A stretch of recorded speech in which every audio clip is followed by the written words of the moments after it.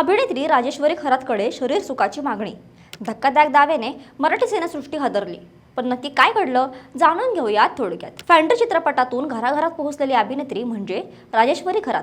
नुकत्याच एका मुलाखतीत तिने तिला आलेल्या कास्टिंग काउच्या धक्कादायक अनुभवाचा खुलासा केला आहे. एका दिग्दर्शकाने तिला रिहर्सल दरम्यान फोनवरून तातडीने त्याच्या स्टुडिओत बोलावलं. आपण रिहर्सलमध्ये व्यस्त असल्याचं कारण तिने सांगितलं. तेव्हा तो दिग्दर्शक संतापून म्हणाला, मी तुला सांगितलं की तू लगेच इथं आली पाहिजेस, मला विचारायचं नाही. या प्रकारामुळे मी तिथेच रडायला लागले होते असं राजेश्वरीने सांगितलं. इंडस्ट्रीमध्ये थेट कॉम्प्रोमाइजसाठी पण विचारलं जातं, पण आपण अशा गोष्टींना स्पष्ट नकार देत असल्याचं तिने म्हटलं. तसेच मोठे बॅनर पाठीशी नसल्याने आणि कॉम्प्रोमाइज करत नसल्याने अनेक मालिकांमधून ऐनवेळी रिप्लेस करण्यात आल्याची खंतही तिने व्यक्त केली. तुम्हाला या साऱ्या प्रकाराबद्दल काय वाटतं कमेंट्समध्ये नक्की सांगा आणि अशाच थोडक्यात बातम्यांसाठी थोडक्यातला फॉलो करा.